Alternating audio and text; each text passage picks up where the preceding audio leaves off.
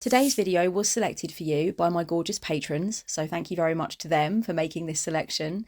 And if you would like to be involved in future video polls and also have access to the Discord, the one card riff video every month and other privileges as well, check out the tiers. I will leave all the information down below.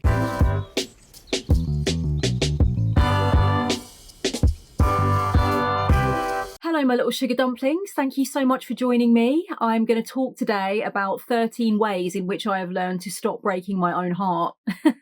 And hopefully some of these things will help you out. I've been gathering notes for a video such as this for a while and kind of thinking about what would the format be and what am I trying to say. And I finally sort of thought, you know what, this video that I'm conceptualizing in my brain box is about how to stop breaking your own heart. So I put it into the poll for last month and my patrons were like, yeah, go for it. That's what we want to know about. And it won by quite some way.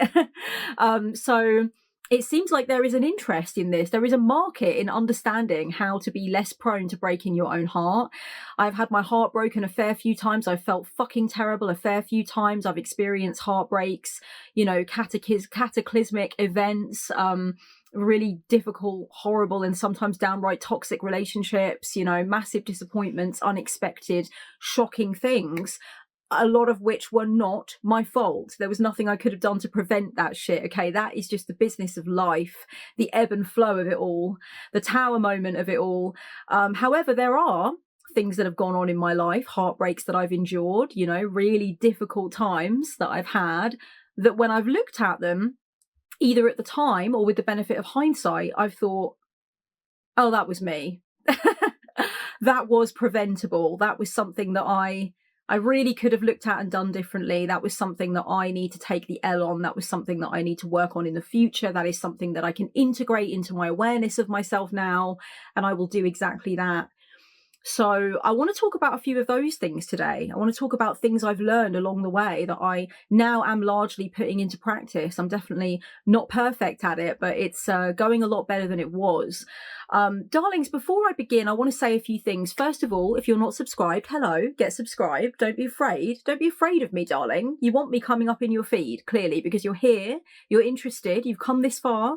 So get subscribed, hit the notification bell, all that good stuff. Like the video if at any point you feel like this is very meaty and juicy and fizzy and I'm getting something from it. Like it, please. The algorithm gods really enjoy that, as do I. Second thing I want to say, second of all, is if you see me at any point during this video wiping tears from my eyes, I mean, let's face it, we all know me. I may actually cry at some point during this video, but what's more likely is that you're watching me wiping my watery eyes because frankly, my darlings, I've had watery eyes now for 4 days. And no, I don't have eyelashes in my eyes. I don't have makeup. I don't have grit in there. There's nothing like that. I've tried the ointment and the stuff. Yes, I've tried washing my eyes out. I think that my tear ducts are so confused because for the last few months I have cried to such an extent that now my tears, my eyes rather, are like, is it now? Is it now? You want to cry now? And I'm like, not really. So my eyes are just streaming. I don't know what's going on. I know that streaming eyes can come from stress. And certainly it's, you know, coming up to the 2-year anniversary of my brother's death, plus lots of other things happening collectively and personally. It could be that. Who fucking knows? If anyone has any tips in relation to streamy, watery eyes that just won't bastard stop dripping, regardless of what mood you're in, please let me know. I would love to know anything and everything I can. I'm going to try a warm or like a hot flannel later because I read online that can be good. But basically, I'm just constantly crying, my loves. Okay, let's get into it. This is probably a suitable video to have this kind of problem because we're going to talk about heartbreak that is preventable, heartbreak that is often self-induced, very, very difficult feelings that can be avoided by following these steps. The first and most obvious way to avoid breaking your own heart is have some self-awareness, baby.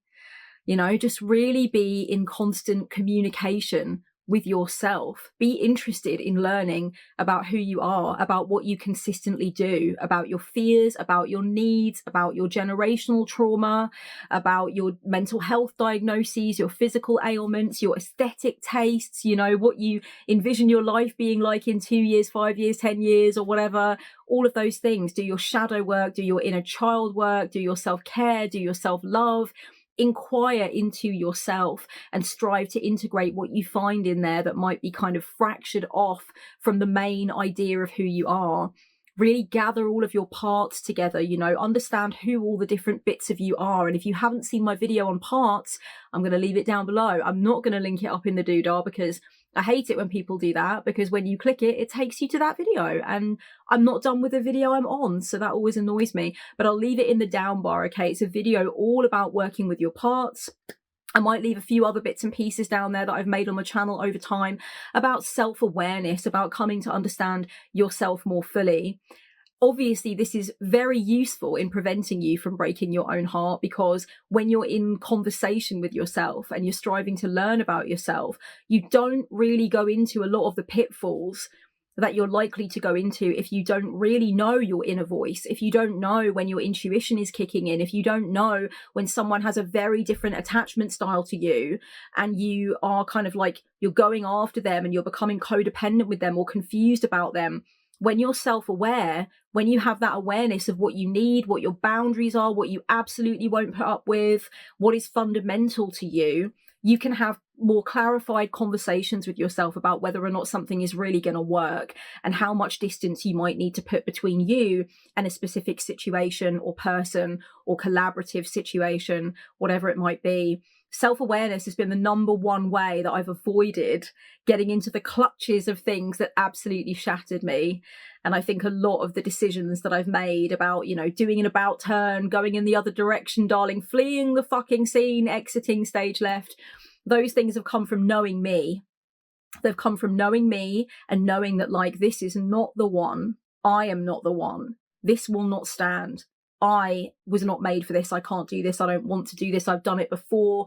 And I paid attention to what happened then. And I integrated that understanding. And therefore, there's no dice with it this time, because I already know it's not for me. I tried it. I've done it. I've been there, done that, got the fucking t-shirt.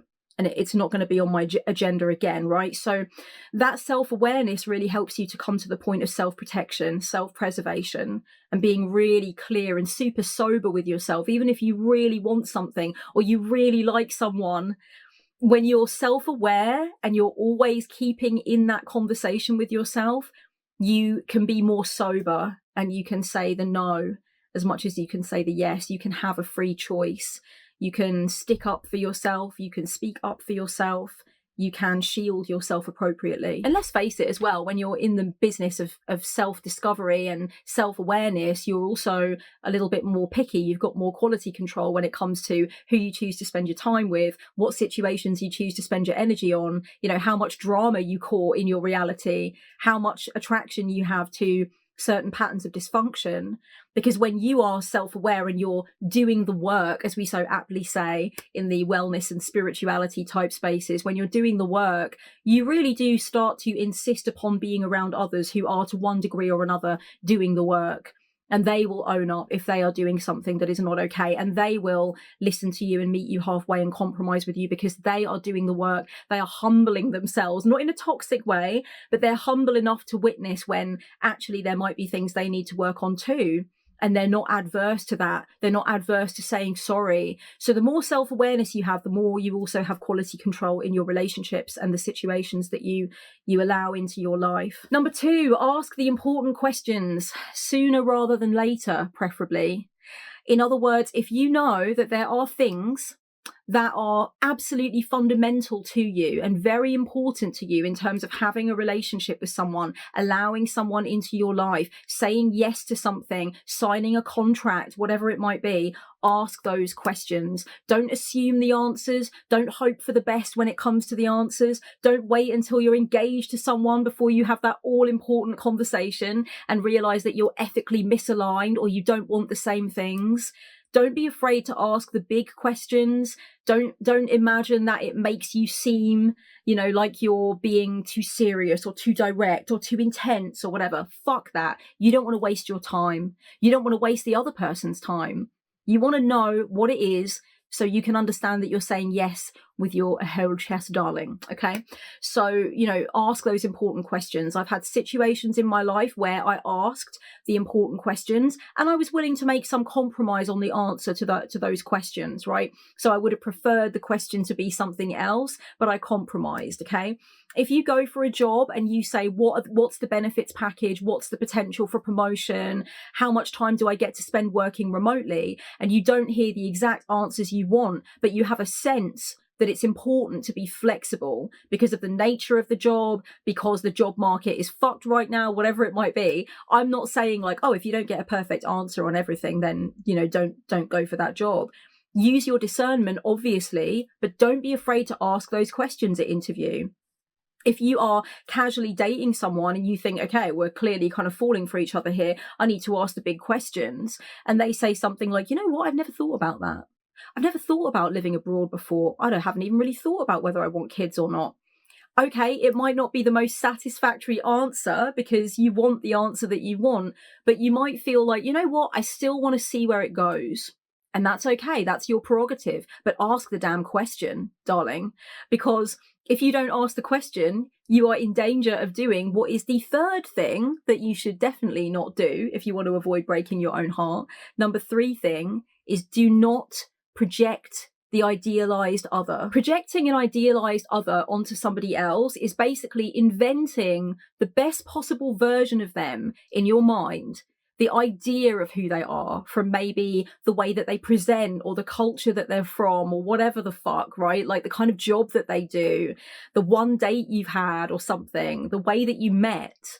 And from that, you start building up a story about them in your head and you start making very clear decisions on how great they are, how non-problematic they are, how chill or zen they are about things, you know, how willing they will be to compromise or do certain things. And it's really kind of the opposite to projecting the negatives, where you project onto someone what you imagine is the worst thing and the thing you probably haven't accepted in yourself, right? When you project the idealized other, you're usually projecting the best of things. And often it's things that you think are kind of like underdeveloped in yourself. And so you really start to admire this person. You put them on a pedestal, and that pedestal is up in the clouds sometimes, you know, you've really sort of made them into an archetype, an iconic figure. That is a sure way to break your own fucking heart, because you're not really allowing that person to reveal themselves to you. You're not allowing that person to come to you as their whole self. And when they do come to you as their whole self, it's going to be a shock. You're going to be affronted. Now, I think, to be honest with you, my honest opinion, everybody projects when they first meet a potential friend or a lover or whatever, and they're like, oh, wow, this is, you know, we're really gelling.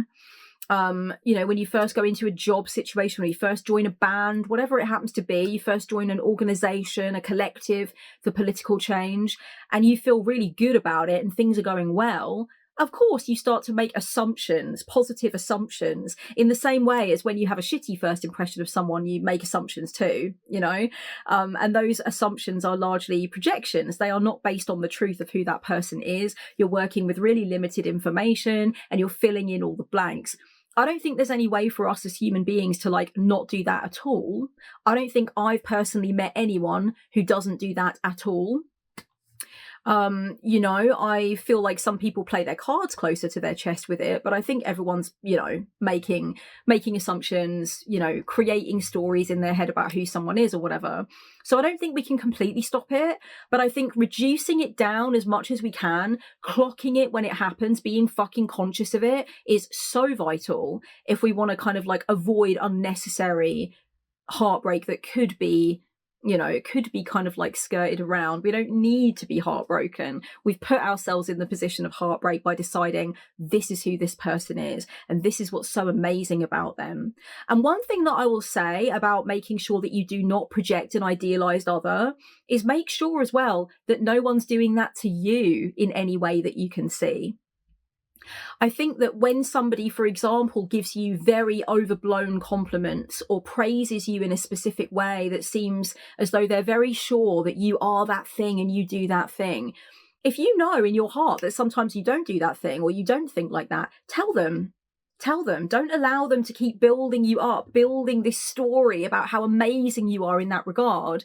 if really you're not. You're way more nuanced than that. You're way more complex than that. You're way more interesting than that. Tell them. Just be like, oh, it's nice that you've got that impression, but you know what? Actually, I really struggle with that sometimes. Or actually, I'm not always that way. There are these other parts of my character that are contradictory in nature. Don't be afraid to do that, because actually, you know what's really scary? The pedestal that's up in the clouds with the bloody Boeing 77, whatever it is, going past, and you're thinking, get me down from here. I can't do this. You know, so don't allow someone to keep you on there teetering up high with you thinking, oh shit, I've really got to maintain this now. No, you don't. Cut the pedestal down yourself. Don't allow someone to project the idealized other onto you. You are not the idealized other. You are who you are, and you deserve to be allowed to reveal yourself and to not feel that incredible pressure to perform as the version of yourself that you've been cast in the play that's happening in somebody else's mind, you know? Number 4, don't ask things that you don't want to know. If you don't want to know, don't ask, okay? You know how they say there are no stupid questions? In my life, there have been some stupid questions, and they were questions that I asked when I didn't want to know the answer, or I wasn't ready for the answer, or the answer had fuck all to do with me, and I was just being curious, and I went too far into my curiosity, and the bitch got hurt, okay? I got hurt.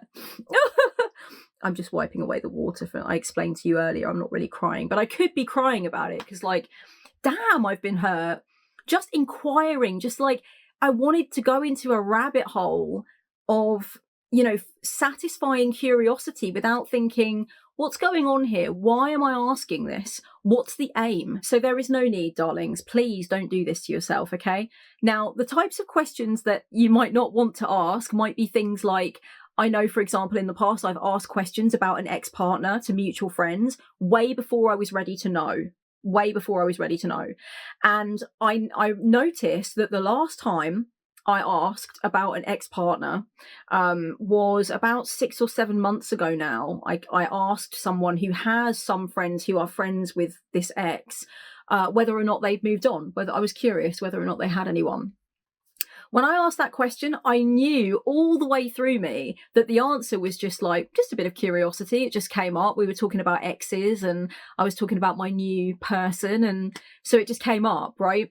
I did not care about the answer either way. I was not fussed. I was like lightly curious, surface level curious, but there wasn't that like burning fear. If you're asking a question and you can feel your heart rate rising, or you can feel like your shoulders rising and you're getting tense waiting for the answer, just stop. Do not let the question leave your lips, okay? If the question has left your lips and you're like primed for something, like your limbic system is going, just say, actually, no, do you know what? I don't want to know the answer. Don't tell me la la la la la la la la la. Don't do it. Don't fucking do it. Trust me. It's okay to be curious if you know that there isn't some deep wound, you know? Other kinds of questions will be questions that you ask to punish yourself, you know? So really inquiring into like, what doesn't that person like about me? What did they say about me? Did you think I really fucked up? Were you really annoyed with me? Like, you know, was I like a total idiot in school? Was I like really embarrassing? What was the most cringe thing I did? Why are you asking these questions? Ask yourself, because yeah, there might be some legitimate reasons to ask these questions. You might be researching for your memoir. And you might not necessarily have like a lot of memory of a certain point in your life. So you're going around kind of interviewing friends and loved ones. Fine. But most of the time, what I think is happening is people are just really conversationally trying to stab themselves. And there's just no reason for that. You know, so questions that are taking you into territory where you're psycho-spiritually self-harming, let's not do that. Let's not go there. Pull back from that, because that's not healthy, darling. I would also say don't ask questions about how you can help or how you can do more for someone or what someone would like from you if you really feel like you don't actually have the bandwidth to help them. You are worried about the answer because you think the answer will include some kind of obligation that you actually don't have the emotional or physical bandwidth for. You're already full, okay? You're brimming over with favors that you've said yes to, right? Favors asked of you that you've said yes to. So, you know, don't put yourself out there asking, what can I do? What do you need from me? Instead, ask like, hey, I'm doing this, I'm going shopping. Would you like me to get you anything? Because then you are still giving of yourself if you want to give of yourself, but you're setting the terms. Far too many people ask questions that are like, it's open season. I'm a blank check. Can I do anything for you? And then they're panicking, And I also think sometimes we need to pull back on asking questions about things that we're not yet ready to take on. We actually have far too much on our plate already. And we feel maybe obligated to ask questions about like the deep recesses of someone's shadow, or how they felt about the entire diorama of family trauma. And actually, like, we're just not ready for that. We haven't done that in therapy. We haven't even pulled cards on that ever. Like, we're really not deep in the doldrums of that. So we don't really want a guided tour of what somebody else is doing with it. And that's okay. It's amazing how many people, I think, in this world are walking around not being aware that they're allowed to have conversational boundaries. And I'm very conversationally open. There are no taboos with me. And I say that to my clients all the time. I regularly have clients being like, have clients being kind of like, I don't know if this is taboo, or I don't know if I should say this. And I always say, honey, there are no taboos here. Just whatever you want, lay it out there. Nothing surprises me anymore. And I do not make judgments, okay? I've been through a lot of shit. And what I haven't been through, I'm curious to know about, okay? And I have probably read about at some point, all right? So, I don't believe in taboos, but I do believe that it's perfectly okay. It's not a taboo. You're not saying something's taboo, or the other person should be ashamed of it by saying, I'm not ready to talk about that. So why would you ask questions about material that you're not ready to access and that you feel very worried about taking on, when you could just as easily not ask those questions? Number 5 is a big one. Number 5, I think, is one that I have grappled with a lot, and I'm doing a lot better with it now, and I'm very pleased with myself. Avoid oversharing, overgiving, and speed bonding. Okay? Just avoid those 3 things like the plague. Let things take their sweet fucking time. Let things unfold like a lily in the sunlight, over a measure of time. Do not rip the petals of the lily open and be like, Lily, here it is in my life, straight away.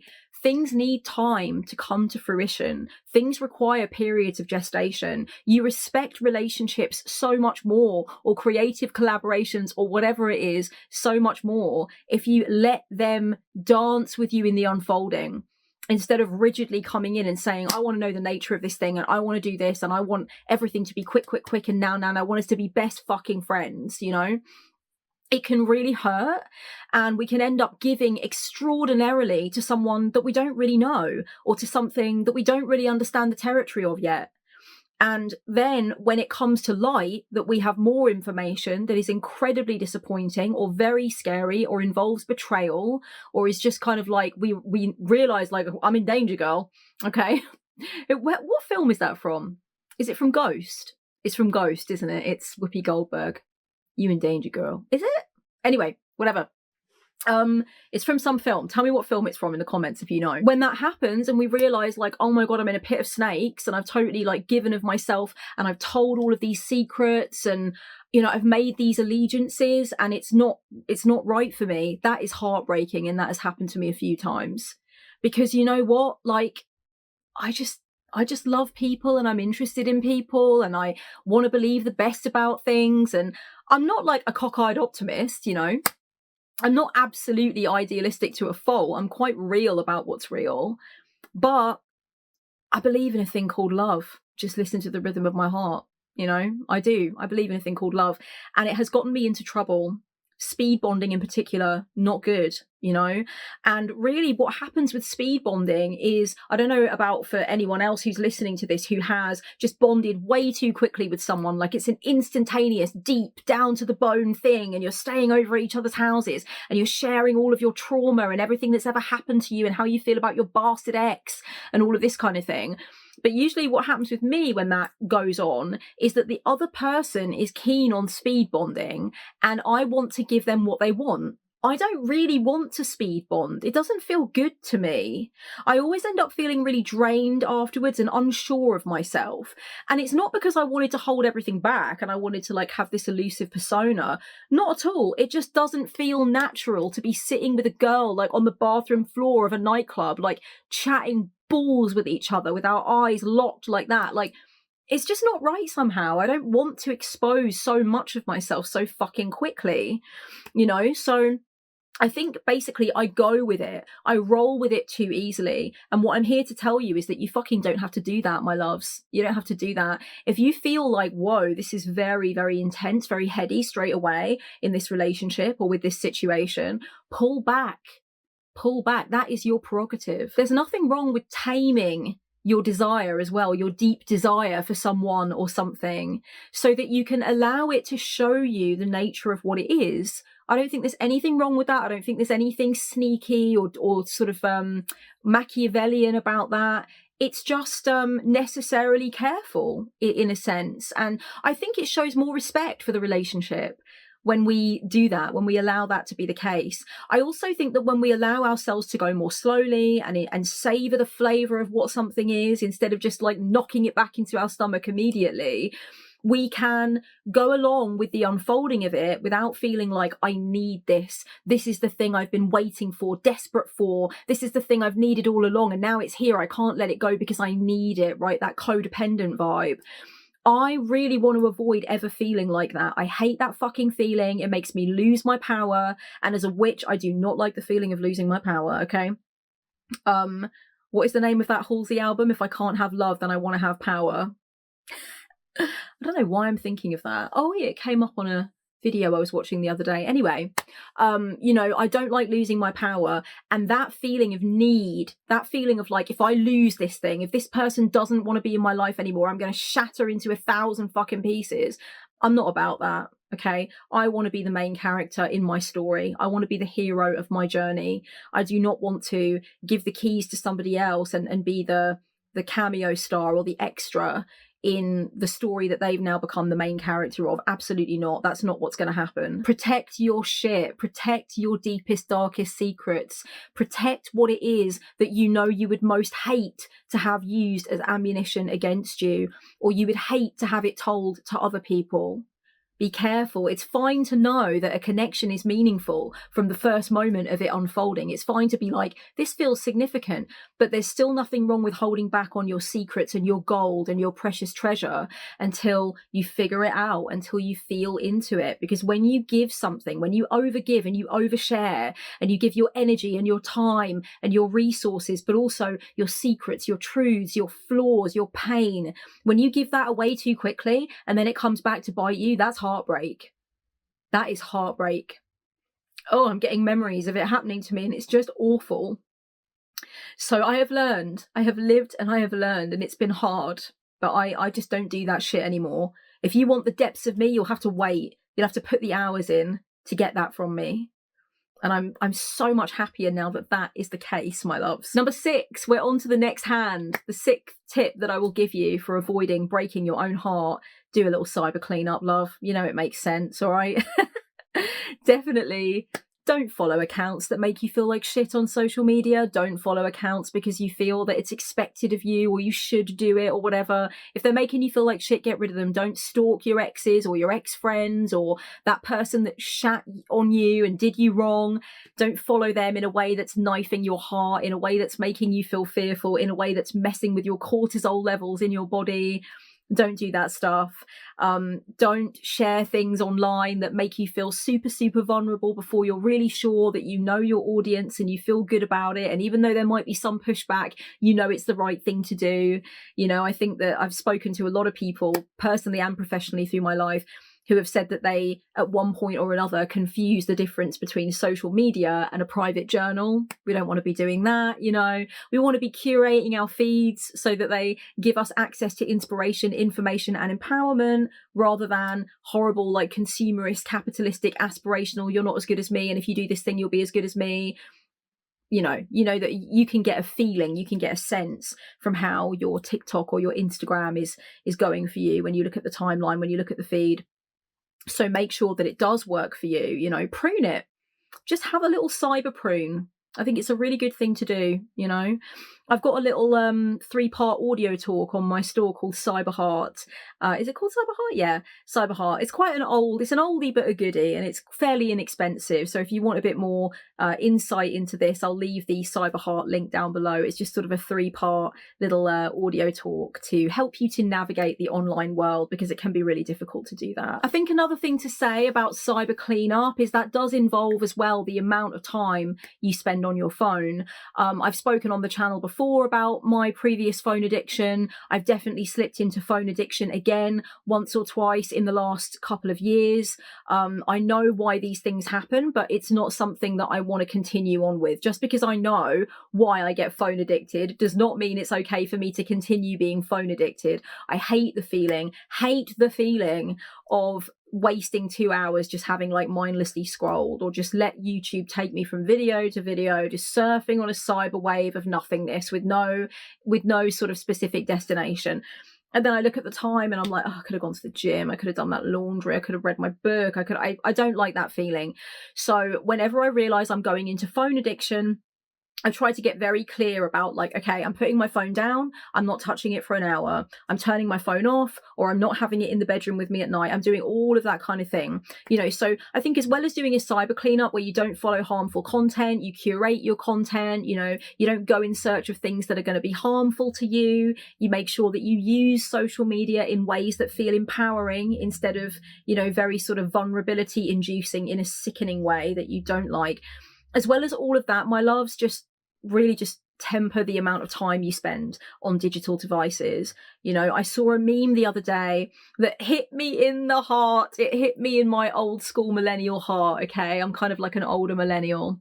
And the meme was like this picture from a 90s movie with like an old home PC on it. And it said, "Do you remember when we used to go on the computer?" And I sat there and I was like, I remember those days. I remember the first time I heard a dial-up tone. I remember when, you know, everyone else in the house had to get off the phone, the landline, so you could use the internet, right? I was alive for those times, darling. And I know a lot of you watching are too, by the look of my analytics. You also remember when we used to go on the computer. And you know what I thought when I saw that meme? I thought, I want that again. I want that again. How am I going to get to that? The internet is always on. God damn it, there's always a podcast or a video or a something. I mean, I don't mind the ability to be able to listen to music like so easily now, that's great, but like the amount of information I'm ingesting, the amount of times that I just casually go from YouTube to Instagram to whatever, to emails to this, like I want the feeling that I'm going to go on the internet in 2 or 3 hours time, you know? I want to get back to that. That was a good time. And so, yeah, I'm looking back at that fondly now. And I think that's going to be definitely something that I can do to clean up my side of the street, because I find there's a lots of little heartbreaks in my online reality. You know, if it comes to toxic comparison, sometimes if it comes to not getting engagement on something I feel is deserving of engagement, you know, like questioning myself about things that I've created. Should I have created that? Is it okay to create that? Overthinking, like I said, mindlessly scrolling, time sucking, the internet time sucking.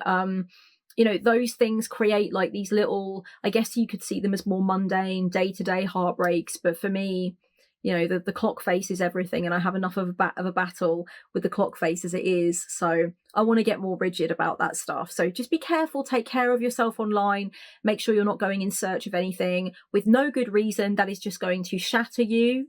Don't do that, you know, and make sure that your online life is what you desire it to be for the most part. You know, I'm not saying stay away from information that could make you feel terrible, because I know a lot of people that watch my channel are very connected to what is going on in the collective, as am I. But that is my conscious choice as someone who doesn't want to be hypocritical and bypassing. And I'm going to come to that later in the video. You thought I wasn't going to talk about that. Oh, I'm talking about that. Okay, that's coming. That's my choice. I choose to take that on. I know that it's part of my humanity to take that on and to learn about what I can do about it.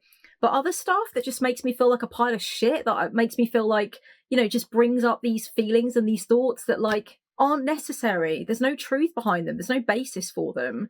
I just get rid of that, honey bunnies. Number 7, my darlings, number 7, in order to avoid heartbreak, you should get behind your choices. Get behind the things that you've chosen for yourself, the things that you desire for yourself, the things that you're interested in, whether or not other people understand them, whether or not other people think they're a waste of time, you know, whether or not they're so specialist that you meet probably like one small handful of people every year online or in reality that even understand what they are. Allow yourself to live the life that you really want to live, with all the geekery and the nerdery and the weirdness and the out of left field things that you've chosen for yourself.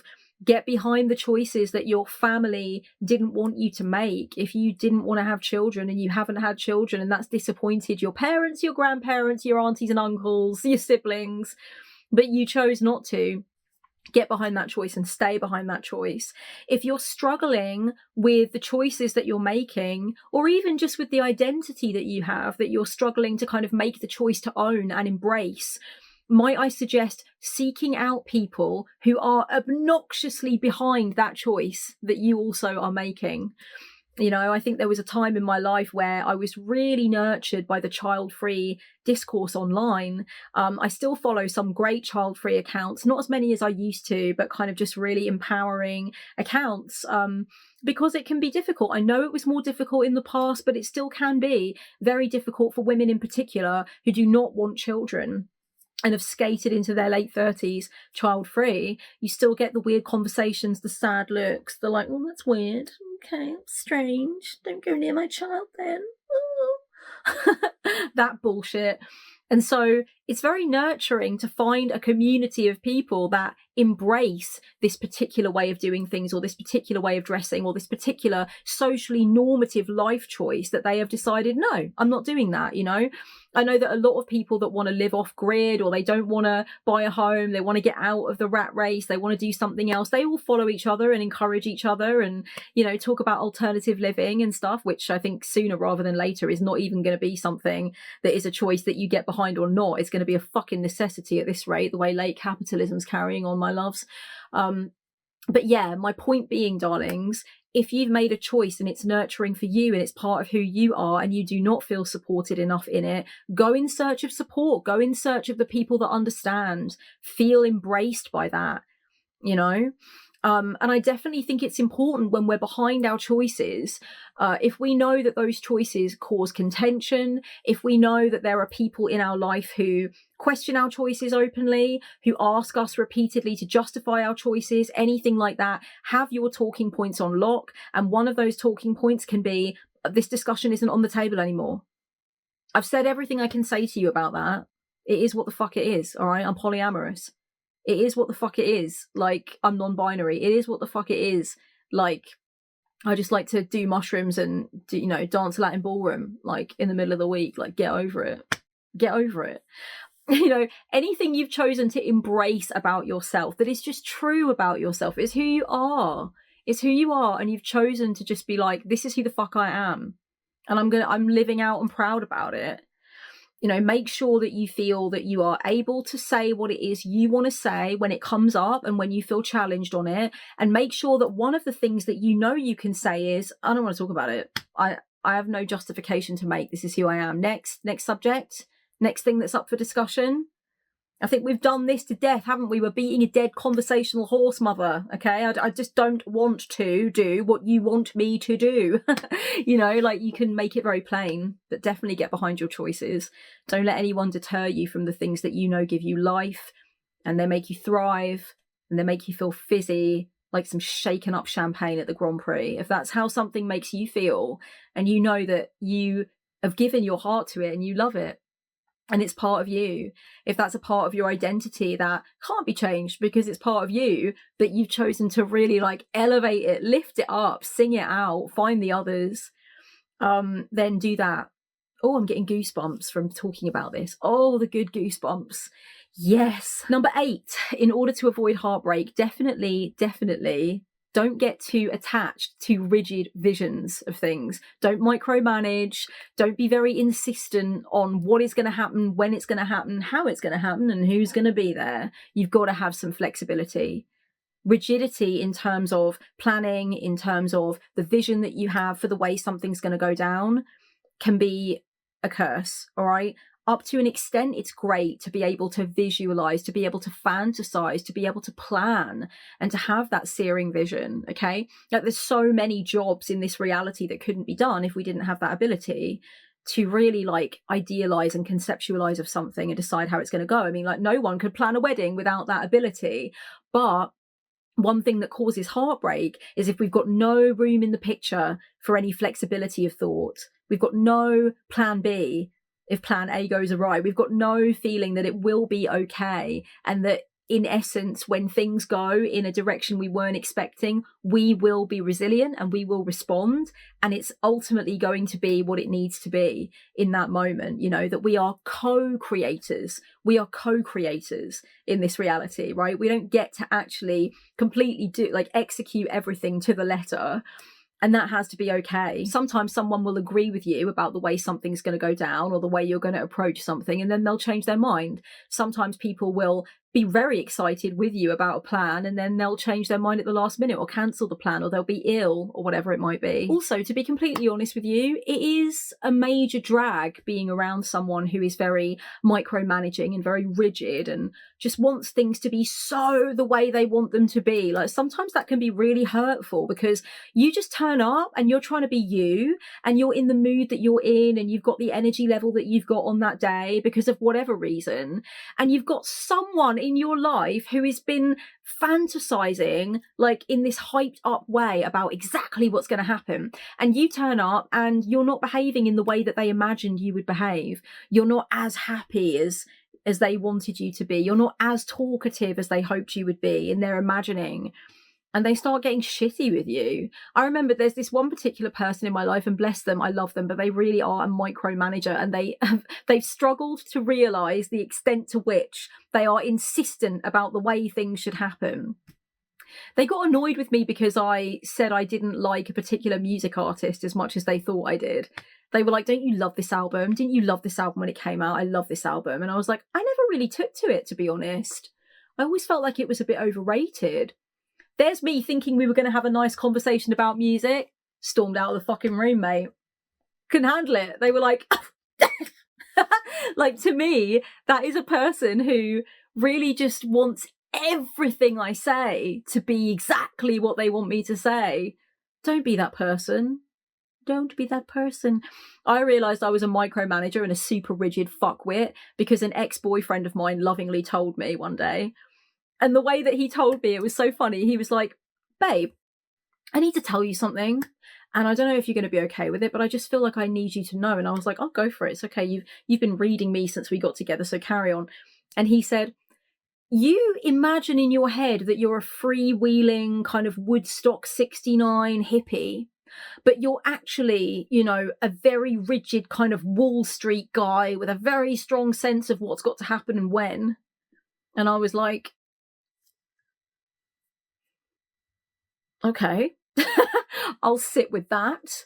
And I kind of realized that, you know what, I didn't really like things having to go a bit differently than I thought, or things being more difficult than I thought, or things unexpectedly just not being open or not being available, or just the whole plan not going as I'd fantasized. And I didn't judge myself for that. You know, I had a really fucking hard time growing up. I had a lot of mental health issues. I experienced a lot of pain in various ways. I've written about it a bit in my new book, Witch in Darkness. I'll leave the pre-order link down below, a little plug there. I've written a bit about how difficult my life was early. So it makes sense that I just wanted everything to be flowers and bubbles and beauty, and like I wanted to get that back. It was a reclamation energy, you know, but it hurt me. It put me over its knee and spanked me. There's no point in being super rigid about the way you want things to happen, because life is also doing the dance and you're not always doing the same steps. Number 9 is kind of like twinned with number 8 in a way. So number 9 is don't fear your ebb and flow, you know, with your goals, with your projects, that kind of thing. Even with the way that you are in your personality, the way you are in your character, don't fear that shit. You are not one consistent, you know, like line that goes along like that. You undulate, you twist and turn. You have your good times and you have your not so good times. Your energy levels fluctuate. You know, you've got to have flexibility in the way you approach things. I used to get very fucking upset with myself, you know, if I went off track with like my good eating, or not good eating. I don't like to moralize food, but you know, my sort of like consciousness around eating, you know, well for energy, good high energy, slow release type of foods, right? I would be really annoyed if I went off track with that. I got so pissed off with myself, you know, when I would go back to unhealthy habits. I got so angry with myself. I used to get really pissed off with myself when I didn't go to the gym for like a month. That would be like, oh my God, what am I doing? I can't believe I'm just letting everything go. And I don't give a fuck about that anymore. Okay. Life happens. The gym is there for me to enjoy. The gym is there in a way that for me is very kind of like cyclical. I'm very cyclical with the gym. Sometimes I'm obsessed and I'm all about it. And my friends are like, well, you're in the gym all the time. Every time I message or call you, you're always leaving the gym. And other times I just can't. Like, I just haven't got the energy. It's not what I want to do. It's not the way I want to use my body, or it just doesn't occur to me. And that's okay. You know, I used to get really upset when I didn't write poems for ages. My little heart would break and I'd be like, I'm not a poet anymore. Like, what's happening? I haven't written a poem for like 6 months or whatever. I've got no impulse to do it. Maybe it's because I'm just a bit older now that I'm a bit wiser about it. But these days I'm just like, oh, that's interesting. You know, I look at it from a very non-judgmental place. I don't put much judgment on it or much meaning into it necessarily. It doesn't have to mean something big. It can just be that like life fluctuates and maybe I'm intuiting that something different needs to happen. And that's not to say that we shouldn't fucking strive to get better and to do more and to change our patterns of behavior. Of course we should. But as anyone who's dealt with any kind of addiction recovery will tell you, relapse is part of it sometimes, you know, and it doesn't mean that all of your achievement has been rubbed out like it was, you know, marked in the sand. No, your achievement was carved in marble. It's still there. You just stopped for a moment. There was a bump in the road. You need to address that. You need to look at that. And then you keep going, right? So I just feel like embracing that ebb and flow is really important for me. I don't take the fluctuations as seriously anymore. I just think that's really been healthy for me. Essentially, it's about not beating yourself up, my darlings, you know, when you realize that you don't have a perfect score or whatever it might be. You've not been absolutely consistent and dedicated every single moment of every day, like, you know, and some people are very, very routine oriented. Hello, Capricorns and Virgos. Hi, darlings. How are you? I'm looking at you, baby. I mean, you know, some people just really like to get things done in a certain way at a certain time, executed in kind of a rote style. And that feels really satisfying. But there can be a real shadow to that around like the judgment, the self-esteem issues that come from not having done that, when really, you know what, you might just be sort of floating around in another area of your nature where you need to be more free-flowing. You're not really sure what's happening. The energies are changing and you're waiting for things to settle before you figure out, do I need to change the routine or do I carry on with the routine? And I'd far rather you think, oh, that was a weird blip. Okay. Wonder what that was about, or like, okay, it's fine that happened, but let's move on. I'd so much rather you be like that than be like, that means something about me failing. It's like, whoa there, pickle. There's no need to go that far by a long shot. Number 10, this is not going to be a surprise to anyone watching this video, okay? One way to avoid breaking your own heart is to trust your fucking gut. I'm not even going to stick on this too long because you know what it is, okay? Trust your instinct. One of the things I'll say about this is learn about what intuition feels like in your body. What kinds of things happen when you just know that you know what the fuck you know, because there are often some signs that sort of come with you. You get that feeling. I get a sinking feeling. I get a spiritual feeling. I get a feeling of like, I get a feeling of somewhere in the cosmos, an arrow hitting the middle of a dartboard or an axe hitting the middle of a target. I went axe throwing the other day, as my patrons know, as my Pop-Tarts know from the live that we did. Amazing. Love axe throwing. It is like an axe hitting the center of a target. It's like, whew, I can't ignore that. Whenever you get a gut instinct and you know it's right and you go with it and you feel it's right, whether or not you even have realize yet whether or not it turned out to be right, when you got that instinct and it felt good and you went with it and you nailed it, bottle that feeling, pay attention to that feeling. and you start to develop an understanding of what it's like when that feeling comes. Whenever I don't know whether or not something is intuition, I check the evidence, okay? And this is something that I've written about in my new book, Witch in Darkness, about sitting with distrust and questioning it a bit, right? Really thinking about, do I have any evidence for this? Because yes, sometimes it's not your gut instinct, it's your trauma, it's your like triggers, it's your feeling of that reminds me of that and that's not good, and it goes down to a dark root of pain. And it's actually not necessarily your instinct that you should run away. It's just having an effect on you. It's doing a number on you, right? So I like to sit with the evidence. For example, if I think I'm having a gut feeling that someone is not okay to be close to me, or that I shouldn't open up to someone about something or whatever, I check the evidence. I'm like, well, let's have a look. What do you know? Have you ever had this feeling come up with them before? What was it in relation to? Did they say anything that made you feel imbalanced? And when you look at it now upon reflection, how do you feel about it? Check the evidence, you know? There's so many different ways you can work with intuition. I made a video about intuition a long time ago, but I still think a lot of what I said in that video holds water. So I will leave that video down below for you. It's, again, like this, another chatty sort of cup of tea, informal, me chatting balls, basically. So if you like that kind of thing, which I assume you do at this time in the video, if you're at this timestamp, darling, then you're invested, okay? So you're either invested or you're dead, randomly, unexpectedly. So yeah, do check out that video on intuition. I've got lots more to say on that. Number 11, do something about the things you can hardly bear to think about.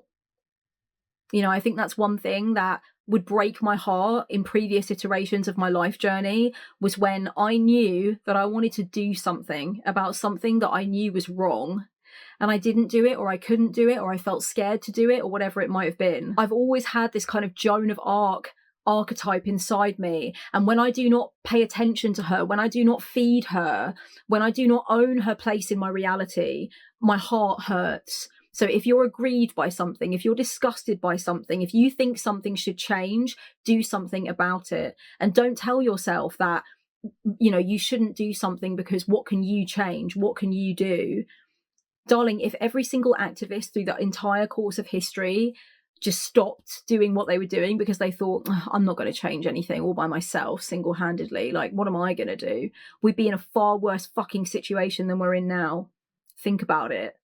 You know, the calling, the urge to do something comes from that deep place of knowing, I am heartbroken by what I'm witnessing. This is fucking wrong on every level. And what would be even more wrong, what would separate me from myself even more than I already feel witnessing this, is for me to not do something about it, do something to help, do something to raise awareness. I feel like I'm right with my heart when I do that.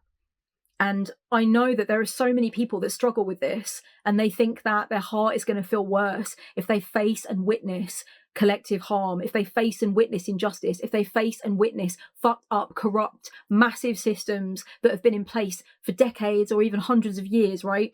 I know that they think they're going to feel worse in their heart, but they're always going to feel better. It's always, always, always better to do something, to stand up, to say something, to put your mark on this reality before you go, to know that at the end of your life, you will face the mirror and you will know that you did what you could with what you had. You know, that like, that you can, I want to say you can, like, accept yourself. And actually that is what I want to say. Yeah, I was going to say that's a bit harsh. Like, you shouldn't accept yourself if you didn't do what you could, but in a way, it is full acceptance to know at the end of it all that, like, you know what, when I had a really deep fucking feeling that something was just like not groovy in the woodshed, I did something. I did do that. No, I couldn't change the entire tide by myself. Who can? But I did what I could. You know, that's very nurturing for the heart. It's very heartbreaking to feel the tension inside you of knowing that something is fucked up and never saying anything, never doing anything. Never even talking about it with someone because you're scared of being judged. You're scared of getting something wrong. You're scared that people won't agree. I don't want to go to my deathbed knowing I was like that. I can't. I will not. That would be truly heartbreaking to me. Number 12, please pay more attention to people's actions than you do to their words. Some people are very, very fucking slick with the wordery, okay? And they will say all kinds of fucking shit, all right? If someone says that they respect you, they respect and value you, that's fine as long as their actions match up to the words. If they're saying they respect and value you, but you check the evidence and their actions repeatedly say that they devalue you, they don't listen to you, they interrupt you, they trivialize your feelings, like they leave you out, they don't, whatever it is, please have a look at the discrepancy between what is said and what is done. This is something that has broken my heart extremely in my life. I'm very word oriented as a person. I don't know if you've noticed. But because of my love for words, because of the fact that I'm a poet, because of the fact that I put so much stock into lyrics and books and stuff, and incantations, I've been walking around for a lot of years of my life thinking that everybody else thought words were as sacred as I do. And I'm not saying I've never lied. I'm not saying I've never finessed something with language. I'm not saying that I've never said anything I didn't really mean. I'm not fucking perfect. But some people are out here just downright bastard fucking lying to your face. Like, with the most beautiful words that are so convincing that even when you're standing in front of them and you're saying, hey, look, I want to address this, it's not right what you did, they'll like just weave their wordery around you and you'll be like putty in their hands and you're like melting and you're like, oh no, I guess I totally understand what you're coming from. Like, yeah, no, I'm so glad you said that because that's what I really want to hear from you. Fuck that shit. No, what are they doing? What are they doing? Because if the only thing they do when you address their fuckery with them is to talk you out of being upset about it so you can go back to being in bed or go back to doing whatever you were doing, that's not action. That's words. That's words. And talk is very, very cheap when change is what is brutally necessary. So please, my darlings, don't let yourself be weaved into the wordery. Pay attention to the actions, definitely. Do that. Finally, my darlings, number 13, definitely you can avoid breaking your own heart by falling in love with the stuff that you have. Use the stuff that you already own, rediscover the things that you already bought, that you've already collected. There is something so harmful about this disgusting consumer capitalist cycle of, being fed advert after advert after advert, aspirational content, what do they call it? When you position like product placement in influencers' videos, influencers saying, I've tried every one, but this is the best one. I love this new bag. It makes me feel amazing. Like all of that stuff.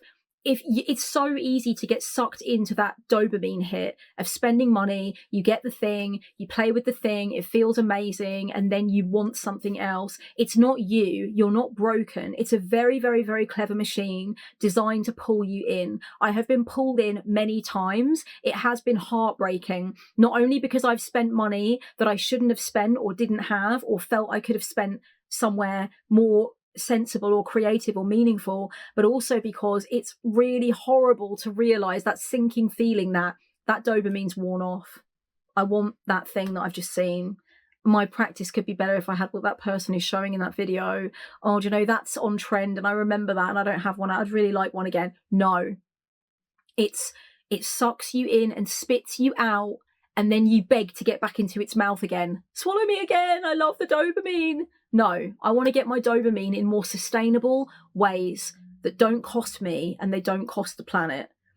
And yeah, I'm going to buy things from time to time, but I've got a lot of shit and I love the shit that I have. I love the shit that I have. I bought it because I love it. So I don't want to forget about it and mindlessly go on to the next thing because I've been conditioned that way. If it's been a while since you fell in love with what you have, do it. Do it. Darlings, thank you so much for listening to me talk about ways that you can avoid breaking your own heart. I hope this has been helpful. I would love to know anything down below that you want to say about anything in this video, or ways that I did not talk about that you have found that you have managed to avoid breaking your own heart by implementing those things. Share. Be open. Give us your tips and tricks. Tell us, how were you breaking your heart over your own knee for quite a long time and now you've figured out how not to do that? If you would like to work with me, you can go to my online store. I offer spiritual counseling sessions. I offer business mentoring, card slinger mentoring, witchy mentoring, and there are a shit ton of tarot reading options over on my store. So Go over, get booked in, don't be shy. You can book into my schedule using your time zone, and you can come and work with me, whether you've worked with me 100 times or we've never done any work together before. It's all good. I would love to meet you and do what I can with you and for you. Darlings, thank you so much again for watching. Much love. And if you know anyone who needs to hear any of this stuff, share it with them. Send it on. Do something loving for someone who needs to stop breaking their own heart. Mwah. Bye for now.